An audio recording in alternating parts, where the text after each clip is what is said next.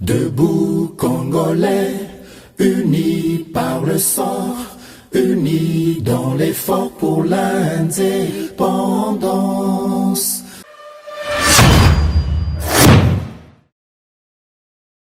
Batela Ekolo, Bendele Koyate.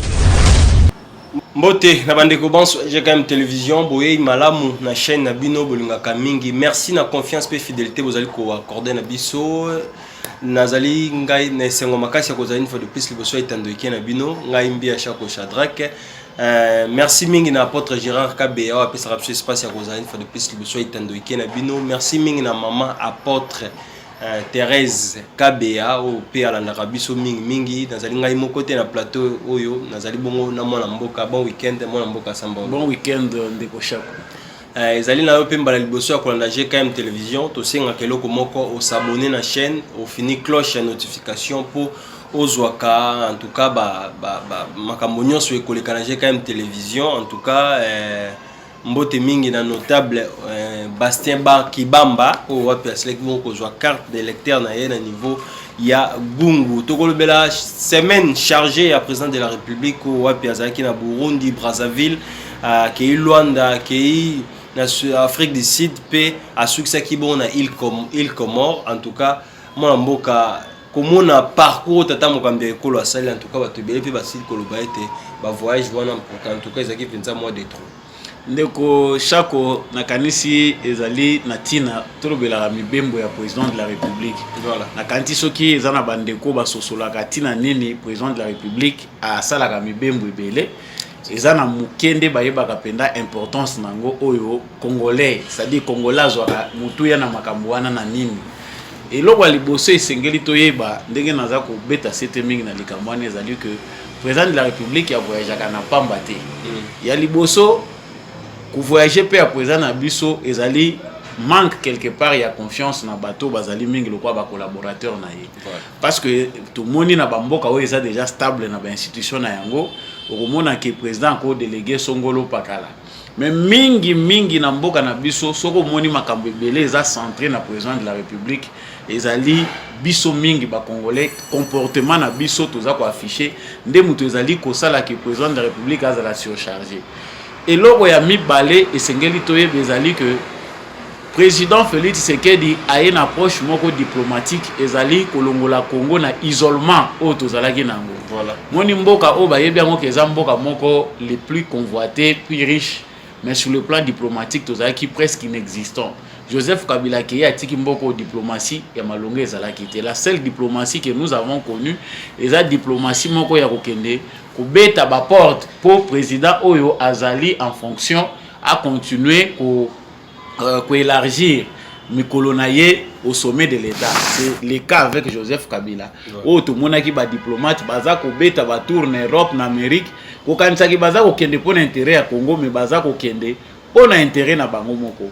Mais oyo mokonzi ya mboka azali ko voyager mingi, c'est d'abord pour la renaissance ya Congo sur le plan international. Pour Luka ko expliquer na ba homologue na ye parce que présence na ye moko ezape ko peser. Une fois que président cause la délégué na ye monte. Ndenge oyo makambo ekozwa mele ezali ndenge moko te na président de la République ye moko soki a commune esika wana. Ezali pe moko ya ba aspect. Aspect ya suka ezali oyo mokonza mboka simbi ezali ko déstabiliser bato oyo bazali ko sala vie na bango politique to pe bazali ko kanisa ke bango nde mutu bakomi ba commissionnaire ya likambo etali ekolo Congo na île Comore président de la République aki ko sala nini nango taza ko beta sete na bandeko na biso ba ko landa biso ba yeba ete mokonzi ya mboka akei après délégation esekendaki wana ya Rwanda Paul Kagame asi ayebaki ke Comore baza bozwa présidence ya Union africaine. Le président oyo akokota komona ya Azali Assoumani, le président ya île Comore, ye wana nde mutu ko remplacer Macky Sall o aza presque inexistant na ba problème oyo ezali ko Union ko l'Afrique. Totali makambo eza koleka na RDC akanga na ye matoi dikolo ya mariage na yena Macron toyebi makambo wana nyoso toko lobela ngo su mingi te. Mais déjà Kagame asatindaki ministre na ye ya affaires étrangères Vincent Biruga ce qui les noms peuvent m'échapper. Vincent Biruta, je pense. Yewana akendaki déjà na île Comore, tentative ya ba Rwandais ko luka ko corrompre président ya Comore oyo akozwa ebonga ya Union africaine. Bayebi ke président ya Union africaine azali pe na lisu par rapport à ba conflit oyo eza koleka na Afrique.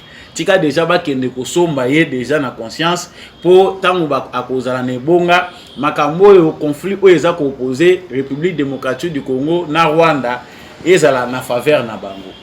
Président de la République toyebi ki aza pe fin diplomate atikaki bango bazala na mwa largesse wana menga na betaki yango sete kolobela awa ke Kagame sake yi ko corrompre déjà bandaki ko corrompre ndenga azo kokende ko corrompre boy eza po na idée oyo makanisi ya aza nango po moni bitumba diplomatie entre Félix Tshisekedi na Kagame eza ko tia Kagame très mal à l'aise moni que surtout que Congo biso toza na raison mukili mubimba pe yebi yango malgré bato ya mutema mabe o baza komona kaka ba richesse ya Congo ba musu baza ko luka kozula ngona ndenge ya makila baza kotala na musika baza ko arriver te kozwa décision mais mukili mobimbesi yebi que régime ya Kagame eza assis eza basé sur le mensonge eza basé sur des crimes ezali régime oyo kozwa soutien te ya communauté internationale yango président Félix Tshisekedi akutani ye moko mbunzu na mbunzu na Azali Assoumani kombo na ona kombo ona osepela na mingi po Azali ezaka lokwa na Lingala Azali Assoumani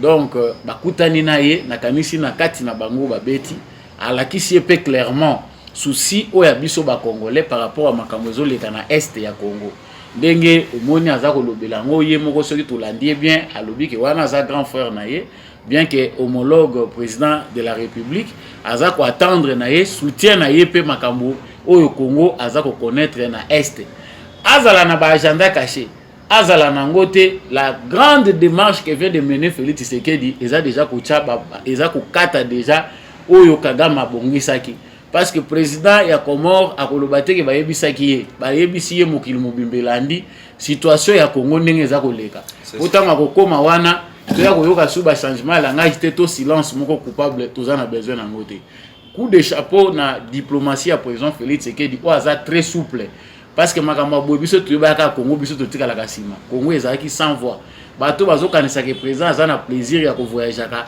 po akendaka bamboka wana partout ce n'est pas un plaisir mais toujours mon contexte de diplomatie à l'élo ce qui président a lâché prise bato wana ba continuer ko sakana na biso tout le monde azaki na Burundi tout le monde a longwe Burundi ake Congo Brazzaville na Congo Brazzaville wana na lobaki awe sengeli lisu likolo ya lisu sasu tout le monde makambo na yena ba français moi mobulu eza na kati tout le monde ya na Angola makambo ebele bimi na makambo baza ko loba na Angola président angolais alobi boy makambo eza kilikili mais nyonso wana tango tozo sala analyse na ngona ndenge kotaki ndaki pe ko silisela na conférence oyo etali makambo ya ba mine na Afrique du Sud tout le monde que nyonso ezali pour l'intérêt ya Congo aujourd'hui qu'on parle du Congo en mal ou en bien et loko biso to yebe ezali que bato mususu oyo bazaki na possibilité ya kotala Congo te boy lokola état baza kotala Congo lokola un état à travers Félix Tshisekedi wana ezaka il faut to betele maboko c'est un acquis oh tozanango lelo le monde peut changer la façon de nous regarder grâce à Félix Tshisekedi. Voilà, tout le monde a quitté Tata Mokambe Kolo, a Kendaki Burundi, qui na sommet à EAC, ou wapi bakutana ki bango, bazwa ki pe mikano, ils ont manqué pe belé, que na katikati na réunion wana, tout le monde et produire penzate, c'est l'effet salamité. Yambo yami balé, deuxième question, on a tout notre temps pour répondre bala. Moko tout le monde Macron. Asili bon ko la conversation téléphonique na Joao Lorenzo to moni pa tuni président ya Burundi wa yamba ki sommet ko tuna koza na yo ba discussion toujours par rapport à Motali Est République démocratique du Congo intérêt à France na guerre Est République démocratique du Congo ezali wana mituna ya ba abonné na biso ya liboso sengeli biso toyeba nazo banda mingi d'abord na mutuno tunaki ya EAC c'est ça et pas wapi bakendai ko kota réunion. Voilà. Il faut tout éclairer mingi bande ko ba compatriotes au baza ko laisser berner na bateau baza na mauvaise intention. Il y a des gens baza na bolingo Congo te balinginde ba profiter na haine na bango contre Félix Tshisekedi pour ba bulungisa biso mitu. Voilà. EAC ezali erreur ya Tshisekedi te. et le Congolais foyer bayango EAC force régionale ou ekotaki na Congo ezali recommandation solution d'ensemble, c'est-à-dire na ndenge nyonso tokotaki na lisanga sur demande et recommandation ya Nations Unies nde liboke wana ya ba militaire ya EAC bakitaki na Congo. C'est contre les grés des Congolais pour biso ba Congolais to boyaki. Mais Félix Tshisekedi attaque dirigeant monaki que soki biso lelo to boyi yango a haute voix que to lingi edo baza ko proposer biso te ezali pe porte d'entrée oyo biso tozali ko fongola na bato wana po ba continuer ko sala biso mabe sous prétexte que biso Congo to lingi ba solution na bango te. C'est comme ça que le président de la République a fait que tokota na EAC tozu ba recommandation makambo to solo la ki ezaki secrété parce que bato ba ko accuser Tshisekedi ezali na accord moko te oyo bombana na valise makambo nyonso oyo lobamaki na cadre ya EAC na Nairobi to pe na Luanda eza connu par tout Congolais qui a besoin d'être informé. Ba yebisaki biso clairement que awa tozali koya na ba force régionale ezali pour na mandat moko offensif bako kende ko bundisa ba M23 soki ba boyi ko déposer bibundele na bango. Et le président Félix Tshisekedi a été très rapide côté wana bato balobaka o balobaki kasi basali yango te atiela ki bango mondelo. C'est ça qu'on appelle vigilance. Bango bakanisi ba piéger biso mais Tshisekedi avait déjà informé son peuple que mandat oyo EAC azoya nango ezali mandat moko offensif bako kotela na Bunagana pour voir que eux avaient leurs agendas cachés ba piéger ki biso basali yango te.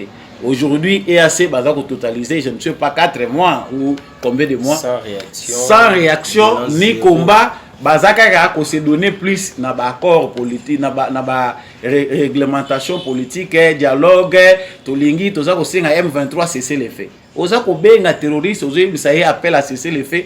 Loko lozo yebisa mutu moko bongo na yeza malamu.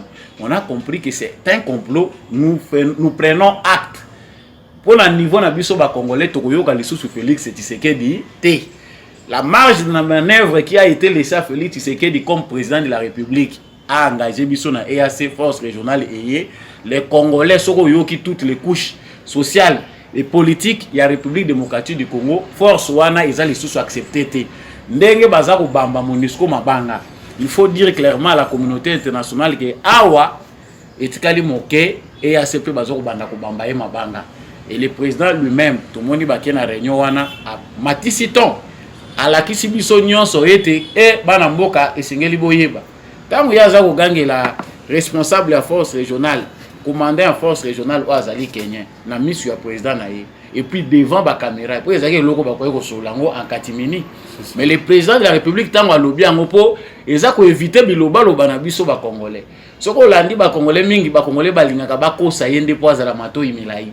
Mais ce qui est lié vérité, aux hommes, on a l'assemblant, on dirait vérité, ils ont vérité.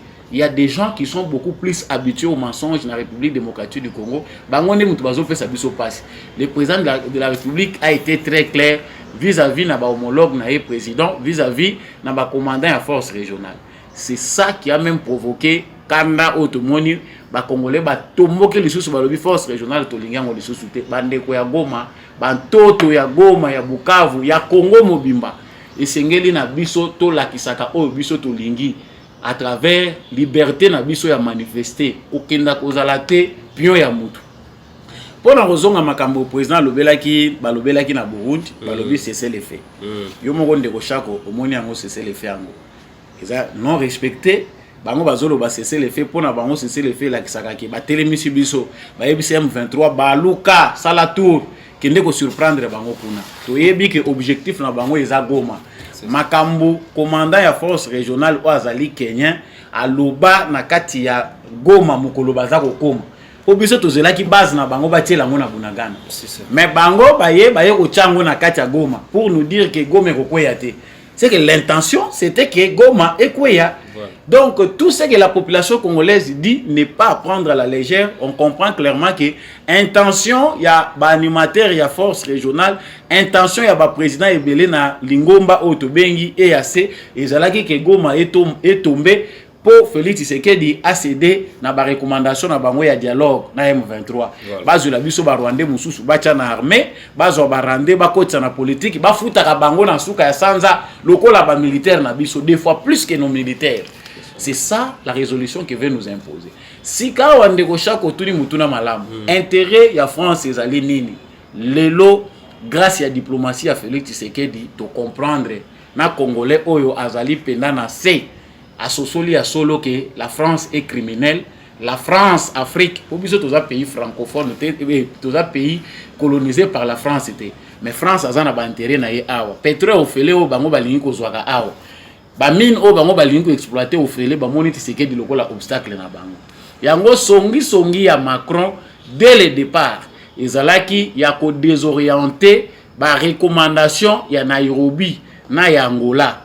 De manière à ce que et aboutir concrètement na oyo basengela ki ko sala biso tozana besoin ya paix mais paix wana pona bango ela kisi ke Tshisekedi il faut à continuer ko respecter mabulu na bango batimolaka na Congo nalinga ko loba makambo terre à terre. Pourquoi na loba kango terre à terre? Parce que ba congolais ba yebe loko nini bazo ko wela na est ya Congo o baza ko wela na est ya Congo outre Kagame, parce que Kagame a zali conséquence il y a complot international.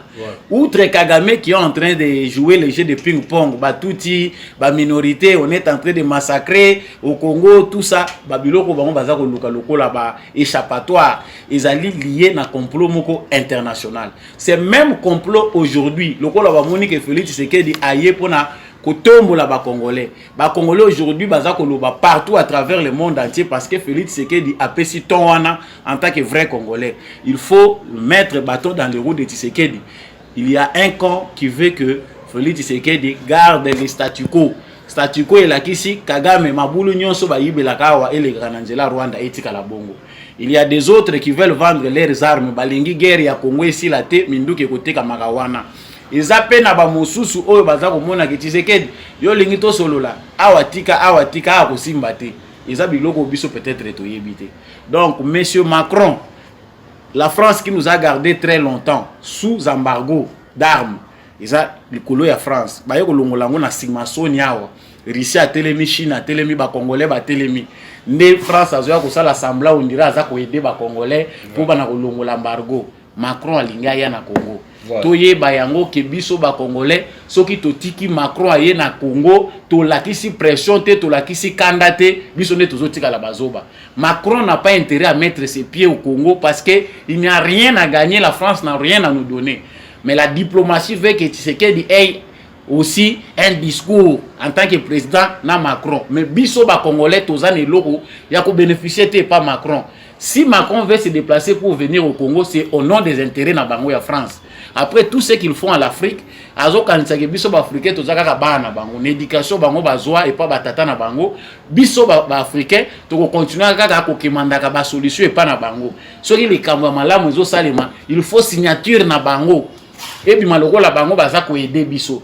Na discours n'est paternaliste, Macron alinga ya pa ya ko lakisa biso ki naza ko empathir, je suis en train de sympathiser avec les Congolais. Faux. Yango toza ko loba bandeko oyo baza na libanda na Europe. Bandeko oyo toza na Congo, il faut faire entendre notre voix. Ces gens-là qui sont en train de nous ruiner diplomatiquement et politiquement n'ont pas le droit de venir se moquer encore de nous sur place pour ya wana lokuta. Biso to pesa ka confiance tena discours à occidentaux, ce sont eux qui nous ont appris les mensonges en politique. Les autres toza ko loba na yo awa batebele na Congo awa. Basi ba comprenant déjà que politique eza lokuta. Loba lokuta 90%, 10% de loba moi vérité. Donc akoloba likambu oyebi maman likambu te oyebi bandeli suka te po nyonso ya koloba na bino ezaka lokuta. Macron viendra au Congo pour mentir. Il n'a pas la vérité à nous dire. Tant que la France continue à penser que biso africain tous ba inférieur, bango il faut bayaka pour apporter biso aide. Déjà dès le départ, tu sais que des biso tous la ba aide te. Tous la te non, ils échangent.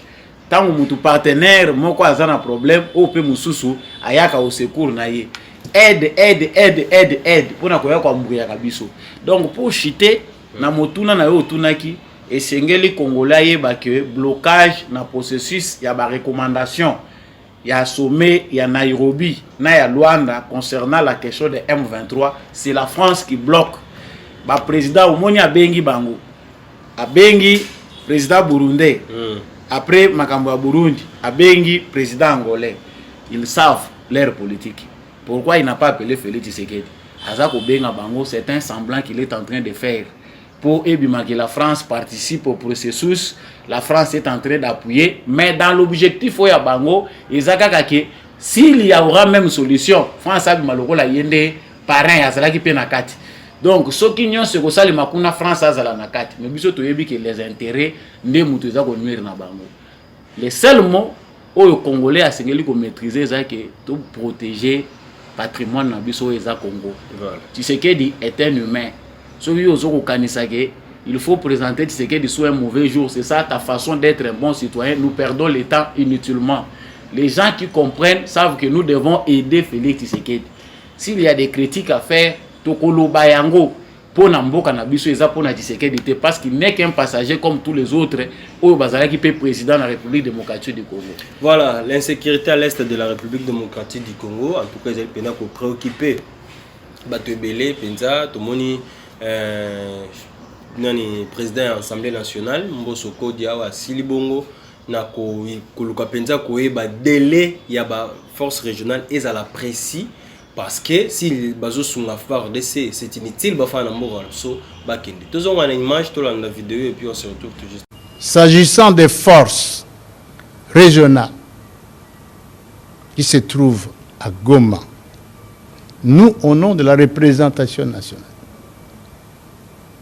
nous demandons au commandant suprême des forces armées si, dans un délai raisonnable, que les forces régionales n'arrivent pas à nous soutenir contre l'agresseur et qu'ils se complaisent à soutenir ou à aider nos ennemis, nous demanderons au commandant suprême des forces armées, qui est le président de la République, chef de l'État, pour qu'il prenne la décision qui s'impose. Notre pays doit s'assumer. Ce n'est plus le moment où nous devons laisser les chefs de l'État seuls travailler. Nous soutenons les bons éléments de notre forces armées. Mboka Tolandina yo ilongo Mbosoko Diawa Telmisi s'il y a un ça ne va pas, posons que sa force régionale les autres. Mais Bazako la en retard. Le Parlement congolais devait être aussi, parce que le Parlement congolais n'est pas voilà. Les institutions représentatives, il y a souverain primaire, le peuple congolais. L'issue ya Congo, na ba congolais na gestion, na gouvernance, ils ont le Parlement. C'est-à-dire les représentants du peuple, na kati ya ba institution, c'est le Parlement, chambre haute na basse. Mais ce que tali bango makamuna bango mingi réaction za la kaka na retard. Toza ko senga na président Félix Tshisekedi na délai moko bien précis, ceux qui a moni que baza capable de aider biso à avoir des décisions conséquentes. Ah voilà. C'est un bon discours, mais on pense que certainement la procédure a été respectée, mais le Parlement na biso aye ba ko réveiller ka ba congolais à temps. Et ça pétina. Biso ba otolo ba makambo bien avant. Mais au moins ba politique na biso ezo sala soni soki ba politique na biso bazo ya kokota na nzela wana na sima. Or il faut normalement nos députés bazala na courage wana. Même dans 4 hémicycles, même si le président de l'Assemblée nationale ne l'a pas encore dit, il faut que nous, le représentant du peuple, bazala na capacité wana ya kosa la bonne lecture pour éclairer les lanternes de la population. Mais malheureusement, ils sont en train de le faire de manière timide. Omoni, non, Tomoni, président de la République, bango ezaka ba éloge na président. Les institutions de la République démocratique du Congo doivent aller dans le sens ya combat au tozo mené. Est-ce qu'il y a des lois jusque là où salami bamibeko oyo ezali ko kende na sens ya bitumbo tozo ko bundana Rwanda? Rien. Soko tali biso to lingaka ko improviser. Ceux qui va frapper bino a Walande o tozi mokano biso to ya ka ko réagir.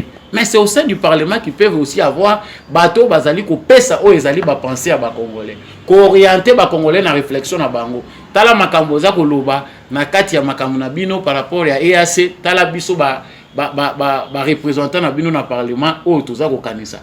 Les députés ont le devoir d'expliquer na bato na ba base. Mais qu'est-ce qu'ils font? Ils dorment dans l'Assemblée.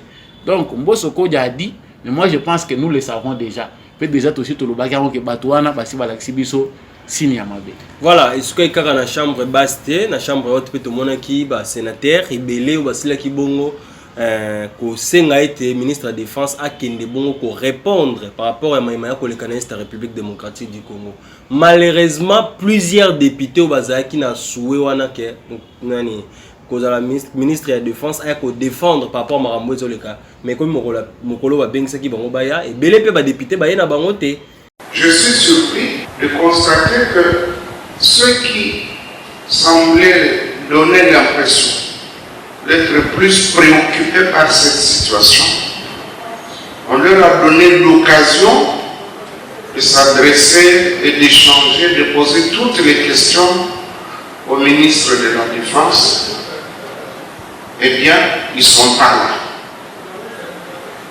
Ils ne sont pas là, mais ils sont en train de salir l'image de notre chambre. Donc, l'objectif était autre. Ils ne voulaient pas avoir des informations sur la situation parce que nous, au moins, nous les avons eues à huis clos. En tout cas, ils n'ont pas signé Chako, Soko Moni, Nazoloba, Nauti Koloba Makamba, député, Nabisona, sénateur. Voilà. C'est que Moni, il faut décabiliser, si les termes conviennent, il faut décabiliser les institutions. Vraiment. Donc, kabilisme, ils allaient ruine totale il y a l'État congolais, ils allaient enterrement il y a l'État congolais. Alors, nous avons des gens inutiles au sein de nos institutions. Aujourd'hui, il y a consommer mbongo, il y a l'État, il y a Pamba, il y a Ofele, Congolais, il y a souffrir. Parce que quand on voit ces gens-là, il y a une intention populiste. Il y a un ministre de la Défense. Il fallait expliquer leur approche. Mais comme ce sont des kabylistes, les réflexions, mettre à penser na bango, et aussi ils doivent être dans les airs. Parce que imaginons que Kabila n'a pas un moment important, notre président honoraire ne se fait pas voir. Azana bilanga masangu, azana kashamata, azaka na bazamba. Siko bato oyo bazako zilage mettre à penser na bango eza Kabila. Bakozala na makamba malamu oyo bango bako réfléchir ndenge. Et l'ensemble de la classe politique qui était aujourd'hui forgée par, qui était hier infecté ou bien influencé par le kabylisme, ce qui te bien en bongo. Il n'y a pas de députés, il n'y a pas de sénateurs. Il n'y a que des gens qui profitent de l'argent du peuple congolais. Il y a Pamba, il y a Ofele. Je suis d'accord avec l'ODEP. Hein? ODEP, oyo, et lobi ba pesi makanisi kitoko. Oyo esengeli tata mokonzi ekolo ba député ya solo soki bazali ba se manifester pour na kokotisa ordre wana ya sika et permettre que équilibre ezala entre ba institution na population oyo pe population aza kozwa ba œuvre sociale et autres. Mais au moni ba député bazo ki pe ngote soki ba bengisi ministre eza pour basala chantage tant ba koleka na ndengi ba beti tour na niveau à bureau ba pesi bango quelque chose c'est fini makele lesili. Nous savons que nos députés baza ko marchander autorité au peuple congolais pesi bango. Chantage na gouvernement, chantage na ba ministre tant ko beta tour, ministre pas ata na argumenté. Tant ministre ko vandise kaka baseki enveloppe bimi a beti tour, abosani esili nango. Congolais ko kende élection, Congolais ko kende ko voter, bi votila te, yango tozo continuer ko lobaka yango. Bino bato bozo kenda kana ba vote après ozongi lobi président de la République, tu as la vision de président de parlement. Le parlement est la représentation du peuple. Les députés, il faut que la conscience na rôle na bango. C'est ça. Tu as la mouto yo ko voter, tu as la antécédent na ye. Est-ce que ça ancien mu méridian balobi abongwani? Est-ce que ça mouto abelaki mouto te na bomwana? Biloko union c'est ça biloko baninga na bamboko yo batu baza na civisme électoral, batenaka compte nango. Moni biso awa tozo zaka batu toche. Na to sangisi na ba obandoma ko nommer oyo. Je prie beaucoup que les députés mususu to yebite na voix nino bazaki voter na yebite na époque akadima oyo porto bango bakokotela na l'Assemblée nationale et kozala porte nini. En tout cas merci na ba congolais bazo comprendre déjà que eza très capital qui a ko changer classe politique. Les pouvoirs que nous avons aujourd'hui de changer les choses de manière radicale au sommet de l'État, au sein de nos institutions à tous les niveaux, ezali force wana, droit wana tant que ndeko voter mutoyo après étude na yo monique te au moins aza mutu ya sika et puis tout le monde peut passer na ndenge ya kolela ou bien toyoki lisolo na yeke aza mutu aza ko mériter. Voilà, en tout cas, on va député, ceux qui pensent aller moins en boca solo parce que Mbosso avait dit ça. Il y a certains députés balong on a des groupes armés parce que vous bengi si mutuaye. Après par rapport bokimi bokena banzela na bino parce que vous savez que bino moko boza inclus na kati ya makambo wana. To lobela une fois de plus na kosanga c'est des questions. Na to mon appareil. Oyo tozo mona lelo na Monisco. To lobeli semaine 8 morts et plusieurs blessés. Tokomona ngopeli sous na force force régionale T parce que Monisco musale ko sale tate ba kamyo ta Uganda et ya na Congo donc et loko moko te ba ko aider population mais l'autre moni bango nde ba ko boma population ko lekisa ba camion na ba force ko buka ba barrière oyo za mboka ya batu ba ko donc bazo respecter loko moko te na Congo. Oh, tokomona lelo est-ce que tokomona ngo pe lobité na ba force ya EAC parce que ba ena minduki ba ena nyonso me ba ko sala lelo. En tout cas ndeko Chako les combats na lingina résumé question na ngai parce que za makambo tolobaka tango nyonso bandeko bazwaka ta ya koyoka ngote bayoka ngo malamu. C'est ça. Biso toza victime ya complot monene na niveau international. Bato ba yeba ba découvrir sous-sol ya Congo uta époque ya Léopold II. Les lots batika ka Congo kimiati. Yango la même éducation, les mêmes erreurs du départ. Outa État nini AIC, Association internationale pour le Congo, État indépendant du Congo, colonie belge, Congo belge, tito zoya lelo, la même philosophie wana yango toza ko mona. Nations Unies à côté na Congo par la grande porte. Nations Unies on a lingaka kozonga ka mukie na histoire. Bandeko na biso musuba yebite le premier secrétaire général des Nations Unies akufela na Congo na histoire na biso. Nations Unies mutu abomisa pe Lumumba. Soki Nations Unies alobaka ba sécuriser Lumumba, ba lungwaka ba se retiraka te po Lumumba bengaka bango. C'est 100 ans danger senga ki ba sécuriser. Ba abandona Lumumba kufa. Histoire na biso na Nations Unies e uti musika bazana bantoza na ba antécédents ebele na bango. Voilà. Donc, liwa ya Lumumba toki pe ko réclamer ngo pe lisusu même pas Nations Unies. Les Nations Unies a totalisé bozoba oyo depuis Nations Unies eza Nations Unies na mokili. Nanu asala bozoba lokola oyo eza ko salema na Congo te. Avec un contingent le plus lourd de la planète, les Nations Unies échouent de rétablir la paix au Congo. Kasi porte ngo po yela ki eza ya ko kangate bimaka kawa ekomi ngambo. Ba Congolais année passée ba kufi plus de 30 années oyo toza ko bandango lisusu na ko kufa ya ba Congolais. Yango nga na za message musuté. Ko Congolais ko lemba na été la kisi da Congolais azara fatigué. Chaque jour qui passe bande ko na biso à est na ba différents endroits ba lingi ko mona lisusu UNT. Ezali bato moko baza ko occuper biso bazui biso en otage pour ba kosaka biso na ba discours inutile. Ce sont des mafieux. Gouvernement congolais na kanisi ngonge ko ki bato bazo ko feza bantabate. C'est le moment de prendre acte de tout ce qui se passe par rapport à la Monisco. Mandat ou balobaki noté d'ici 2024. Mais compte tenu des morts, compte tenu de l'incapacité des Nations Unies, yebela bamboka ya mokili oyo, il a kisi que toza incapable ya ko renforcer Nations Unies pour trouver la paix. Bazongi sima balobité, toza ko yela bino force régionale. Ah, ndeko Chako. Nations Unies, force régionale, c'est la même chose. Parce que quand on a fait l'analyse, on a trouvé que Mbongo ils ont fait fonctionner force régionale, ils ont été dans les Nations Unies. Les militaires ont en quelque sorte, ils ont la même philosophie dans les Nations Unies, parce que les Nations Unies ont adopté Ango.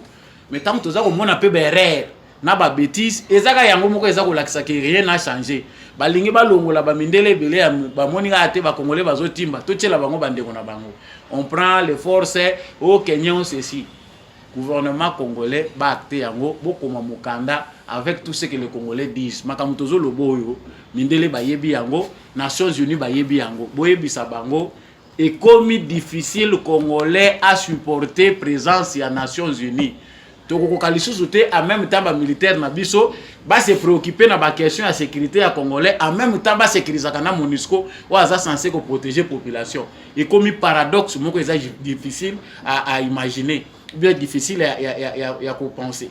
Alors, c'est le temps pour notre gouvernement. Comment mikanda ndenge bakoma. Kolobango a haute voix ndenge président lobaki yango na kati ya conseil de sécurité, na assemblée générale des Nations Unies que en tout cas peuple congolais a déterminé à koluka ba solution na ba voies et moyens pour mettre fin koluka prix. Et ça les Cambouabiso ba congolais à n'importe quel prix nous sommes prêts à le faire. Les Congolais ont déjà montré leur capacité de mobilisation. Sur le Taliban ya ba congolais ba ki na armée et belé balakisi déjà mokili mobimba que nous Congolais nous sommes capables de nous prendre en charge. S'ils ne veulent pas nous aider, la porte est grandement ouverte, ils doivent rentrer chez eux. Et la force régionale et la MONUSCO. Voilà, ezali loba moko o mokili mobimba to pe ba congolais nyonso bisiko nyonso yo zwami esengeli penza otombola bendele koloba non na force régionale parce que bilan na bango koyawa en tout cas eloko ezali te ba marche ezo salema kaka na niveau est République démocratique du Congo tozo senga même na ba jeune kinois bazali awa to se sensibiliser to kende na nzela na balabala to loba ete to lingi force régionale te. C'est le moment parce que ceux qui ont bomba bango tamulaya lobe ko comme la sous procès comme ba processus oh le comme biso MONUSCO pour qu'il y ait des processus en op évolution ezalité oh enquête batu bakufa ki kino lelo silence total silence radio en tout cas c'est le moment oyo esengeli na ba congolais penza ba fungola miso na maimatali Est la République démocratique du Congo. Bravo, pe bonne nouvelle na ba FRDC na biso, ba sila ki bongo ko récupérer Kinshasa et puis ko briser ba barrière oyo wapi ba nguna ba M23 ba sila ko sala na niveau ya Sake. En tout cas ça qui est allé sous contrôle ya ba FRDC ba population dans balingaki ba ki makasi. Ba sili bongo na kozonga na esika na bango mona mboka maloba pa na nsambolo. En tout cas, tout le monde dit que semaine Oyo, selon la nouvelle, Oyo tous na part armée na biso, armée vraiment ça infligé ba perte belé na ba terroristes et armée rwandaise. Ndenge tozali koloba. Moni que na fin de semaine na ndenge tozali kolobela awa ba se mobilisaki pour na ko créer psychose. Donc na moment na zo koloba na yo eza na 7 militaires ko baza ko samba. Voilà. Bango nde mutu bazaki à la base. Il y a psychose oyo et ça dit que batu banda kokima na Sake mokolo ya jeudi. Il y a des gens qui ont commencé à fuir population baza kokima pour na kokende vers Goma. Bakimi pona nini ba militaire wana mutu ba pesi impression ya mabe. Au sein de notre armée, il y a des gens oyo ba infiltrés na ba traître o baza ko continuer coopérer pour livrer des territoires na maboko ya Kagame. Kagame compte beaucoup plus na stratégie na ye na bande ko na biso ba congolais na ba infiltré na yo ba kota awa bazwa nationalité congolaise na makasi. L'armée que nous a laissé Joseph Kabila na Ruberwa yango mutu eza la base ya ba trahison ebele tozo mona. Bato baza ko loba oh armée na biso ngo eza makasi te baza ko sala loko te. Non, ba militaire na biso ba se donaka. Eza passe mingi kotala. Eza na militaire moko te na monde a défendre ka ekolo au prix au Congolais ça la kayango. Bateau kutu ba dénigrer armée na biso trobi non, il y a des gens par rapport ya armée oyo batikela ki biso na formal tona lo banini na contexte oyo Kabila na Kagame balinga ki batikela armée na biso yango bazo bimisa biso ba vulnérable. Mais l'armée s'est bien comportée parce que ba vilo bango ba kanisa ki ba kozwa les sous sur base ya trahison. L'armée a maintenu ses positions et puis ba avancer les sous ko botra bango ba village mususu.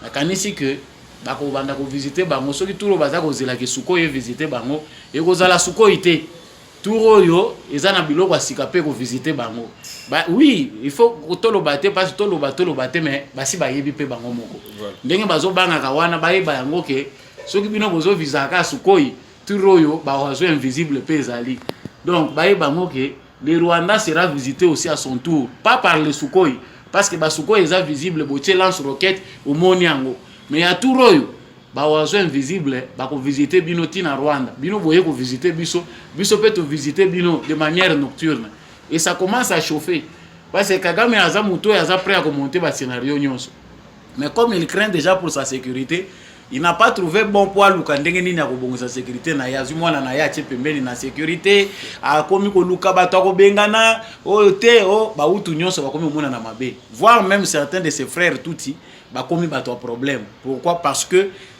aza ko se sentir déjà en danger. Biso to yebi ke eza la montage, eza l'aventure, to sito lobaki ke guerre kozonga côté uti. Kagame akubunda bitumba kaka na kati ya mboka na ye. akopesa ngo ba congolais te ba kopesa ngo ba congolais te, ça va chauffer seulement là-bas au Rwanda. Le Rwanda est un petit pays. Oh non, ce biso tozo sala na Congo, c'est parce que nous avons encore un travail de nettoyage à faire de fond na kati ya mboka na biso. Une fois ndenge déjà musalo eza ko sila ya ko nettoyer ka ba très trop nyonso. Ndenge 7 na lobaki na bandela baza 7 baza ko samba en flagrance pour ndenge baza ko crier ba mususu ba uti ko condamner bango o ba sedaki bunaga nao. Ba mususu baza ko céder ba région, baza ko céder ba terrorisme na ba territoire nanko kaka po baliaka na Kagame. Bamusu baza ko kima na Goma, aza officier militaire aki ko rejoindre ba M23. Nous pensons que l'ère est venue. Le travail des Congolais c'est de se mobiliser. Bantoto ya Goma, ya Bukavu, ya Beni, Butembo, partout où vous trouvez à l'est du Congo, mobilisez-vous comme un seul homme. L'arme de faible na minito baza ko utiliser pour na bango ezali. Il faut diaboliser Félix Tshisekedi. Il faut présenter Félix Tshisekedi sous un mauvais jour. Congolais aïe na Tshisekedi comme ça et cause à la paralysie totale. Vous n'avez pas l'impression que Tshisekedi aza ko bunda bitumba, mais on utilise des Congolais sur base de la manipulation pour au lieu ba Congolais va se mobiliser, il faut pas s'en prendre na Tshisekedi. Ça c'est une manœuvre qu'on connaît déjà, il faut que Congolais pas timber la manœuvre wana. Kozo ba information bizula zulate Tshisekedi a teki mboka ba balkaniser Tshisekedi a pesi penda mabele. Mais moi je suis étonné, un Congolais qui vit en France, qui vit aux États-Unis, qui vit au Canada, et par-ci par-là, au cours de la manipuler, le coup la moine mukendenge wana. Non, l'histoire retiendra que c'est sous Félix Tshisekedi qu'on a balkanisé le Congo. Mes frères, botin de la ganga babilo ko wana te parce que moi je comprends que biso le Canada tout temps tozo kola, to kantia que somo ta kepo ta ko mayele. Franchement, et comme on peut ça passe na bande ko na biso mususu. Au moni ozana mboka oyo ozo bénéficier na ba condition nyonso sociale, ba structure eza ko nezo permettre que ato kendaki analphabète ozo moins notion. Mais c'est ozala manipuler. C'est un peu ça étouffé. Non, y a on zolo ba que quelque part nous sommes attaqués par un mauvais esprit. Oh so ba vrai pasteur bazalaki ba ko aider biso pour certains de nos frères. En tout cas, je n'en disconviens pas na yebi que zana bande na biso ebele dans la diaspora o baza ko aider biso mingi, baza ko aider Congo na démarche à diplomatie wa Tshisekedi. Et puis il y a plusieurs personnes on va comprendre que même guerre aux jouer même na façon média, même na façon ebele parce que au fond d'akabo un tel tombé ba pesi information faux même moto aza libanda a weleli kotinde la a weleli parfois ko benga ko tuna ni nezole kakuna bo pesa information voilà beaucoup ça biso mais oh eza réalité za yangote. Moi je l'ai observé tout ça observant il y a une semaine et demie 2 semaines passées gouvernement ba pesi information armée a pesi information chaîne nationale RTNC ba pesi information oyo position armée na biso ezanango. Quelques journalistes sur YouTube babimi balobi eza faux bango ba pesi o ya bango so yo ke ko zo information na oye na ngwe pa na nga ozo tu na ngai tala ozo comparer siko yo ngai na yebisa yo kete landa RTNC kola yo landa ka oyo kolanda bande kona biso surtout les jeunes ne partageons pas n'importe quoi comme information. L'autre arme que nos prédateurs ba ennemis baza ko utiliser mingi c'est les médias. Des fausses informations, de diabolisation, de calomnies, ou de millions de bimaki. Tala koto boy, bino zozwango et faire péter au banner, aller aux zongi nango non, Tshisekedi a sa tekimboka, le Congo est balkanisé sous le régime de Tshisekedi. Ah, c'est dans votre mémoire, c'est dans votre imagination, parce que les informations que vous recevez sont à majorité fausses. Yango eko conclure eko mener au cas na ba conclusion, oza mabe. Voilà, to zonga Kinshasa, to le bien for de plus. C'est ça qu'Asila qui bon on suspendre la chaîne rwandaise, en tout cas diffusion de la chaîne rwandaise na ba bouquet nyonso la République démocratique du Congo, Star Time, Bluesat, Canal Plus, DSTV. En tout cas, ils allaient réponse moi comme madame pour la déconnexion Rwanda. Félicitations d'abord na mon mboka Christian Bosembe, président de CESAC. Vraiment, je tenais encore à le faire tout ça au Salango. Parce que lorsque la jeunesse est bien représentée et que Moutazo sa Moussala Kitoko, il faut que Maboko. Moussala c'est ça qui est en Goana. Parce que Boussenzi Oyo, dans le bagateur, moi, mingi bande ko excusez ngai, mais na trouva que bateau bazako déraisonner mingi pour n'angana mona kango bongo. Ce qu'on voit dans les médias congolais nécessite un bon nettoyage, une bonne éducation, des lois pour l'axabatumibe ko elibini. Pour ce qui concerne Makambuya ya Rwanda, Nakanisi c'est une réponse adaptée à la taille ya bango pe ya bako bango bazako beta biso. bango d'abord baza dans na kata milelo po Rwanda Airways kalate eko lekela wapi parce que kokwataka wana ti soki 4 pays po alors que nzela ya Congo ezalaki nango facile awa ekoboma Rwanda Airways awa isili pona bango alors bango bamoni que non pona répondre pe bango ba suspendre ba chaîne na biso RTNC et autres oui ezali ko émettre via Canal Plus na ba média mususu yango pe c'est ça que na biso emoni que en tout cas c'est bien de les répondre aussi par ça parce que c'est normal te biso tozwaka ba mensonge à Kagame via ba chaîne na bango awa il y a que les journalistes des réseaux sociaux qui vont aller prendre ce qui se passe là-bas au biso tozali boye kozwango boye kotika ngo awa en tout cas ne relayons plus Kagame avanda kuna bandeko na biso pe ba Rwandais oyo baza sous oppression ya Kagame ba prendre pe bango moko ko se défendre kuna au moins c'est une très bonne décision énergique il faut que ba décision wana to poussa na penda côté tozo kende naza ko encourager ba opérateur économique ya Goma ya Bukavu ya hier sozi ya Rwanda ko liaka ngote po eloko tozo lobaka ngo mingi sozi 1000 ya Rwanda apprenons à consommer localement to banda ko bunda na production na biso c'est ça biso ba opérateur économique congolais to biso toza ko lobana pona nini l'état na biso aza ko attaquer Rwanda te travailler aussi sur ça sur le plan économique to ka bona une fois pour toutes nan l'état ke bande ko na biso ba Rwandais ba ko se refaire santé pour s'attaquer na muto aza ko opprimer bango ceux qui dans le futur to kozala na besoin na bango to kotala mais to bi na katikati wana eza na bana o ba kotelengana na ngambo oyo bino pe bibota boteleki bana batikali na katikati lokolo moko na ngambo lokolo mona ngambo baza obligé que ne kotala tata mwasa zaka na ngambo mais nous ça ne nous regarde pas au nom des raisons d'état vu ce qui se passe au Rwanda en tout cas il faut to couper na no ba pont wana tozaki ngai na banazaki partisan te lokola président Félix Tshisekedi nazaki partisan te que il faut biso to construire mur na Rwanda mais idée wana ekomi ko tarauder esprit na ngai pourquoi kanda plus ezobakisa mana monike na comme un peu partisan ya mur ceux qui sont biso peto cha mur de Berlin en tout cas dans un premier temps pour que nos frères rwandais les autres qui sont encore sous l'influence de Kagame comprennent que na minute oyo au Congo ça suffit. Voilà, tokomi malem beko kende na suka émission na biso ya mbote to si salba émission na biso alelo to za kolobelani une fois de plus ville ya Kinshasa malgré nyonso ba ko sala la ville ya Kinshasa eza vraiment salité makasi est-ce que ezaki priorité pour na le deux gouverneurs to pe gouverneur na vice na ye ko banda kaka na kobuka kotika ba kobuka na ba axe to esengela kinanu koluka penza te Kinshasa comme propre si ma koleka na étape.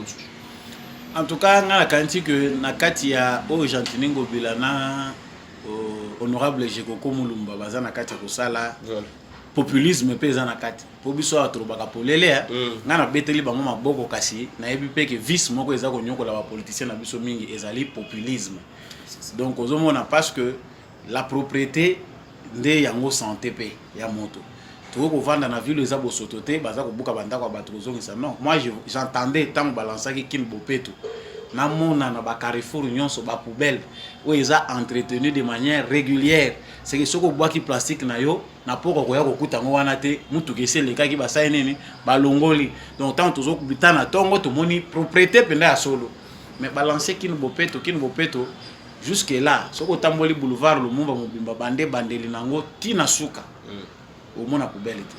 Oui, ça pendant au camp de Rochako parce que on dépense l'argent des contribuables congolais selon notre gouverneur mi na ba boulevard Lumumba mais kasi yango biso pe tozota ela sili ngai nazolo comme super tout le monde pe ba panier ya Kin Bopeto na rond-point ngaba et vous allez lo moi mala yango nga nazolo ba tango ba banda Kin Bopeto coordination vision ezala ki ndenge nini parce que lo wali boso batala reza ba Carrefour parce que yambaka bato belé ba marché ba Carrefour nous avons combien de marchés nous avons combien de Carrefour bisika ou bato ba fréquentaka mingi ba lieu public eza combien ce sont ces endroits là en premier temps muté kozala d'abord visé na deuxième lieu to ko banda kotala makambo ba ménage bato na bato ba quartier ba commune ndenge tumonaki projet wa Union européenne basalaki pona ko banda kozwaka ba poubelle ya bato na ba commune bato bazwa ko bwaka mitu kezozo ngo ezomema yango tumoni na biso kama makambo esalami na désordre nakutaki sumutu ka muso ko kufa na échangeur ya Kin Bopeto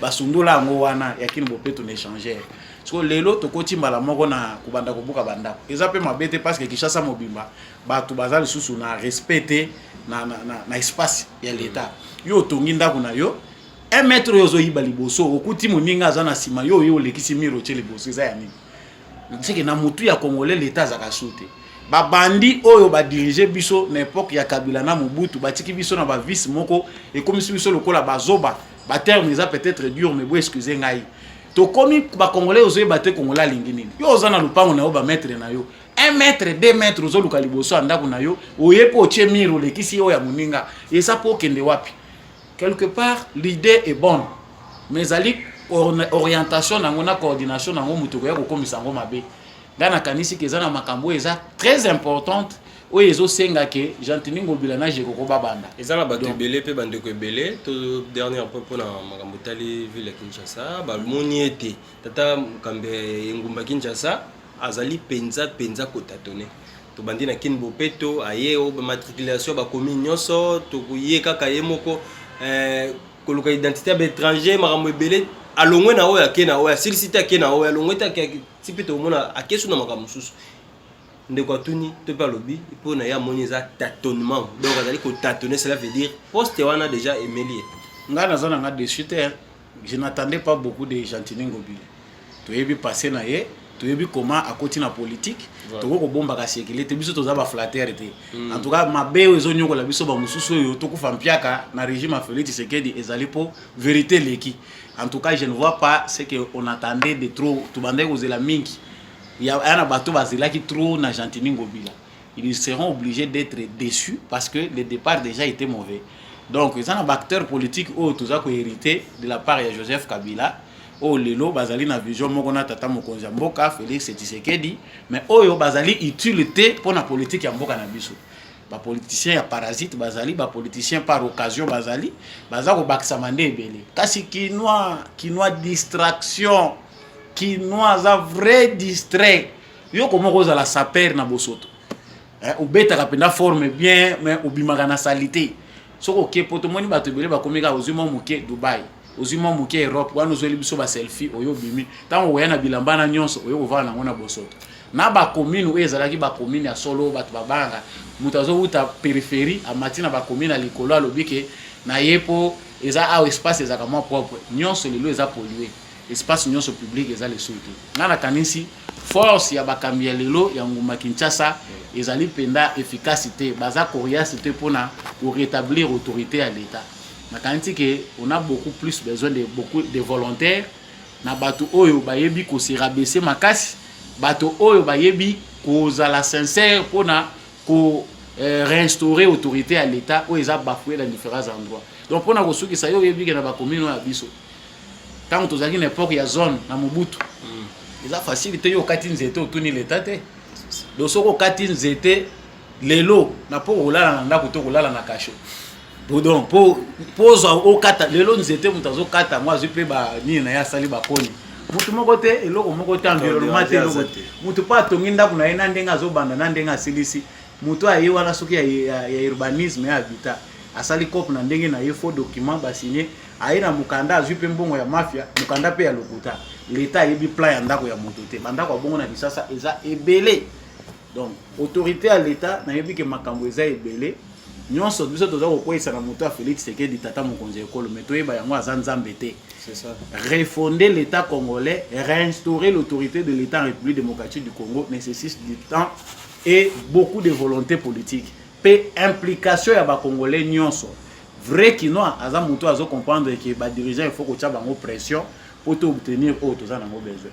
Voilà, to Globela Sport, to moni bongo catcheur congolais, boxeur congolais Martin Bakole o asili bongo ko sala SOS na bandeko nyonso azo souffrir na Kinshasa, aza na combat dans un mois kasi gouvernement ezali ko aider te. Pona ye bazo aider te bazo sunga te azo bunda combat moko makasi oza pour ko défendre mboka. Pona yezo pesa eba vinde ta changer nationalité. Pour wana sili ko bimisa. To landa na vidéo parce que TV za radio te.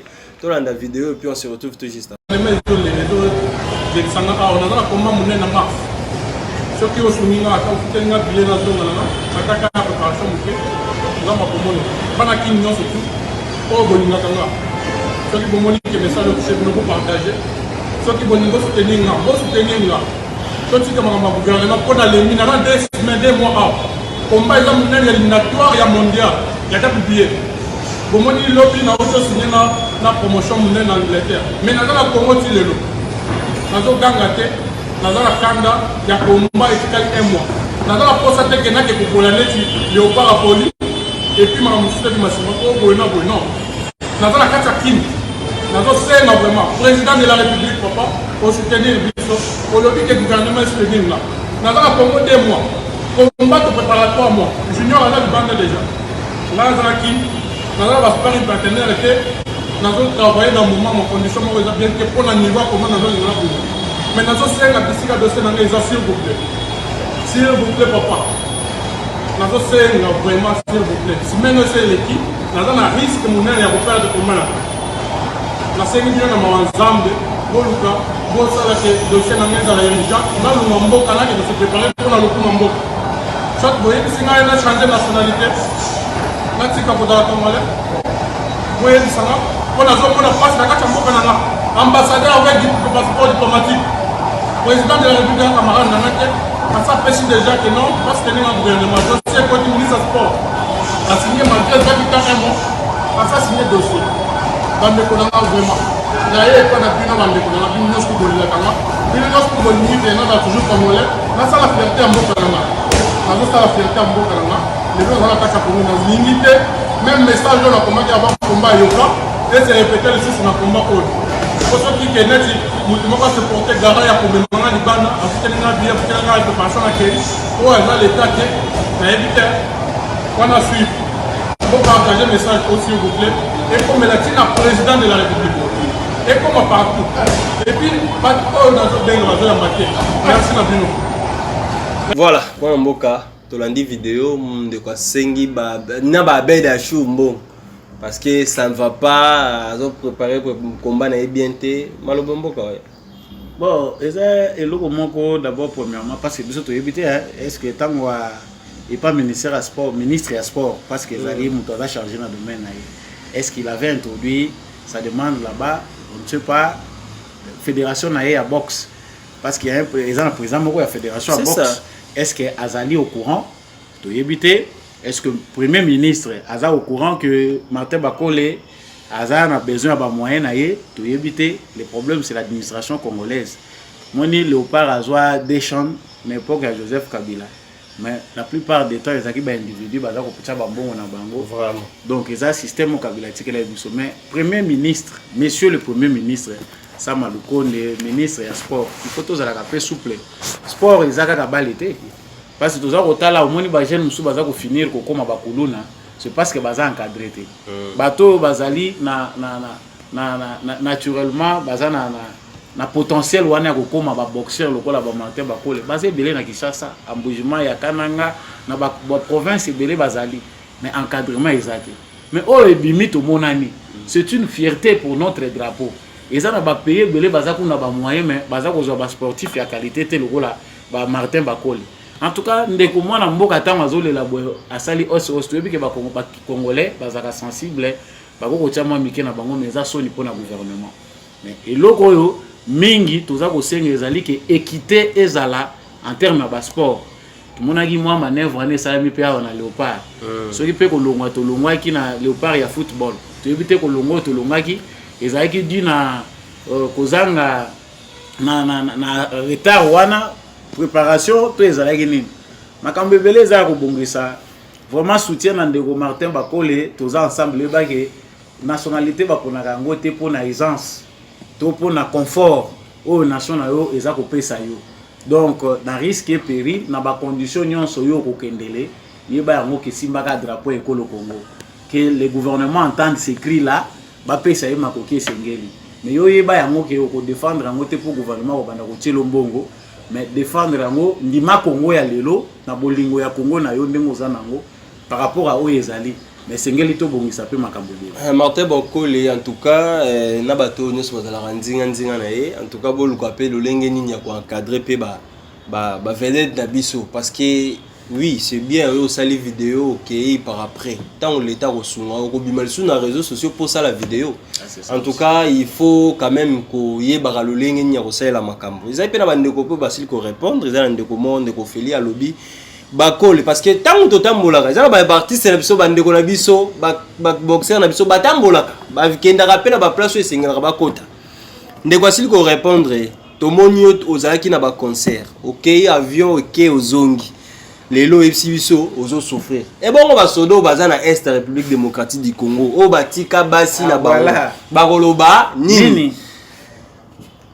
Si les fonctionnaires à l'État, au Bazalaka, moins belé, il y a barrière à salaire. Baroloba Nini. Les lots qui ne connaissent pas ce qu'est, aux ans pour ça même au changer nationalité. En tout cas, c'est place où moi en Boka, à les Cambons, sur les autres, les médias, faut contrôler ma parole non parce que ma vidéo éthique là comme la bombe à vidéo lobby plus tard bazongi c'est le vidéo na ndeko biso ko mono ke neno ata na Rwanda kende parce que eza façon ya yo ya kozalela en tout cas ndeko babita au Mistar faut qu'on contrôle même entourage qu'on contrôle façon na koloba na autant ozo loba likambu faut ezala au dresser parole moko ezala utile. Et ça, le lobby spécial et certainement, côté Hollande, et lobby est très capital. À Meki comme à la qui c'est image à Congo mobile. Oui. Fonctionnaire c'est vrai parce que on a vu aussi Martin Bokol à Dubaï. Voilà. Tout le monde y a que France, tout le monde y a que Mamambele après combat. Mais certainement c'est bon parce que ce n'est pas un débat mais angle communicationnel est important. Moi ba congolais belé ba perdre ka orana bango pona ko yeba ndenge nini okoki ko loba ndenge nini okoki ko sengelo. Il pouvait faire cette communication là même na 30 secondes. À lobby makambo ils a été ndenge au lobby. Mais il a un peu exagéré tant à lobby que non té o charger nationalité mais ba congolais mususu o ba pe na chance té ya boza oyo ozi ba ko loba ndenge nini. Mais en tout cas c'est que moi je l'encourage et ça dit que en tout cas, c'est laissé piéger. Aujourd'hui, les réseaux sociaux, prennent n'importe quoi. Et se tourner contre eux. Donc, l'important, c'était de lancer un message responsable ou peut-être il y a qui tentait d'atteindre Malamu. Donc, ça message direct dans le bateau, au link au bango, nini. On peut pas encourager, mais aller divaguer dans vos propos, c'est aussi. Vraiment, to cette émission le Kaka sport en tout cas futur candidat à la République démocratique du Congo à Pessi cadeau et stade ba club congolais nyonso ba rejeté en tout monde Moïse Katumbi lobby na pourquoi to pèse mokolo ya vendredi na soir ça qui communiqué via site officiel ya Topisa Mazembe ou aloba qui était lokola stade ya Topisa Mazembe zali homologué pour l'instant parce que FIFA fait qu'on fasse ça qui bon recours une fois de plus qu'on réévaluer Stade de Martyrs par rapport à ce que vous allez homologuer pour le club congolais, tout le club où ils à Kinshasa. Tout le monde a Lupopo à Boy. Lupopo a Boy, il stade ya Zambie. Ok, il y a un match na Ekuna. Tout le monde dans le club moteur à Pembe, alors qu'il y a un match na Angola. Le club a préparé à qu'il y ait un match na niveau à Brazzaville. Donc au cadeau au Moïse Katumbi a lancé na club na biso en tout cas ba boy pourquoi ba on se basili kopwe mais parce que ba yebi bizali mabe ya mutu wana parce que na lingi ko za mutu na yoka na ndenge moko direct c'est ça parce que ba yebi bizali mabe ya mutu wana azali mutu moko azali mabe na lataka poso ya meme donc ba club na biso baza ko souffrir na corruption ya Moïse Katumbi na monde sportif. Il faut que les résultats de Moïse Katumbi Azwaka, c'est toujours à travers la corruption. Bon, on a ceux qui a sali combo dans le football, c'est l'argent. Donc, le football congolais, ils ont dominé dans le combo de Moïse Katumbi un certain temps parce que la colonie qui battu sur le plan de Mbongo. Tout, nyonso, il y a bandé ko luka pesa ka bambongo. Parce que Lelo, il a commis l'erreur de vouloir associer sa popularité, sa célébrité dans le contexte de Mazembe à côté de le monde politique. Si aujourd'hui nos clubs sont commis politisés, ils sont parmi les bateaux qui sont politisés dans le football. A comme ils confondre la Kanisi, les supporters à Mazembe. En plus, on parlera aussi trop de corruption. Ah voilà, les supporters à Mazembe, à comme on dirait membre du parti politique. ye mutu aza afungoli porte po bato mususu bazaki ba président awa bakomi ko welela ko koma ba président ya ba club ba football po ayebi ke na ko bima député sur base ya ba supporter. Ça c'est une cacophonie ya ko bebisa lango politique en mboka. Baboyi pona nini, en tout cas c'est une honte pour notre pays. Parce que ba musu balobi ke Katumbi ne serait pas derrière l'aventure qu'a fait Serge Konde. Mbongo ngo eza combien o ebongisa ki même pas ko parce que pona kaka ko bongisa ngo peinture wana ba toilette wana extérieur moi ba nini wana alobi je mbongo nyosté alobi mbongo ezaki ya kokokate mbongo ezaki ya kokokate ya kobongisa kaka stade ko bongisa pelouse ko tia ba kiti na ba toilette ni peinture ni eloko parce que place au mutoyer même temps mutaye kota stade ayi kota la match pendant la pause mutabimara ke suba à côté toilette mais so ba photo de jeux bozomona salité ya kosakala te. En tout cas to comme na suka émission na biso mona mboka samba olonga maloba ya suka et puis pour to clôturer émission lelo na pesho matondo mingi pour na invitation na plateau na yo et puis na bandeko baza kolanda biso mingi faire dessin na motema depuis que toujours traverser ba moment moko très difficile compréhension ezaka raté na congolais nyonso ezaka makambo ezo senga pona biso esengeli congolais nyonso à comprendre yango mais to comprendre na niveau moko te na ata ozoko kososola malamu te esengeli kozala d'abord patriote ko soutenir armée na biso ko tombola bendele ko ya te pona bandeko balandaka biso à travers GCAM il faut mingi ko tia chaîne GCAM maboko po ete évolution ezala na maunion surtout za ko sala pona ko éclairer vraiment ba congolais biso nyonso to comme bongo ba éclairer matondo mingi na Porte Gérard na souhaité ba bon week-end na Maman Thérèse pe bon week-end na papa Jean-Louis Timbalanga l'homme de la vérité des jours ndenge na benga kaye vraiment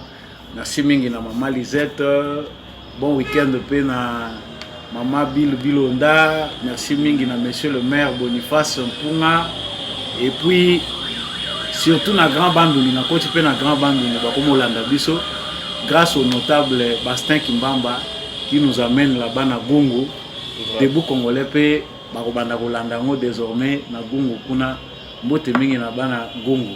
Voilà, merci beaucoup. Voilà, nazaki na sengo mingi penza ya kozala liboso etando ikena bino na weekend oyo en tout cas ngaimbi à chaque chadrak to komi na suka suggestion remarque en tout cas ba numéro ezali wana okomeli biso ekosala biso plaisir makasi. Bon weekend na mwana mboka Samba Olonga, bon week-end na yo. Merci. Bon week-end na papa Antonio Mbia, bon week-end na maman Régine Londi, bon week-end na Vani Dombia, P. Ozembia, en tout cas une grande famille depuis Londres.